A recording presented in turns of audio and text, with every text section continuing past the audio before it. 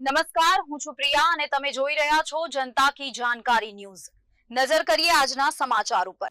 બનાસકાંઠા સ્થાનિક સ્વરાજની ચૂંટણીઓ પૂર્ણ થયા બાદ બનાસકાંઠાની ડીસા, પાલનપુર અને ધાનેરા નગરપાલિકામાં પ્રમુખ કોણ બનશે તે મુદ્દે ચર્ચાઓ જોરશોરથી શરૂ। આ વખતે કેટલીક નગરપાલિકાઓમાં એસસી સીટ અનામત હોવાથી દાવેદારોમાં નવી સ્પર્ધા જોવા મળી રહી છે। ડીસા નગરપાલિકામાં ભાજપની જયાબેન શ્રોફનું નામ પ્રમુખ પદ માટે મજબૂત દાવેદાર તરીકે આગળ।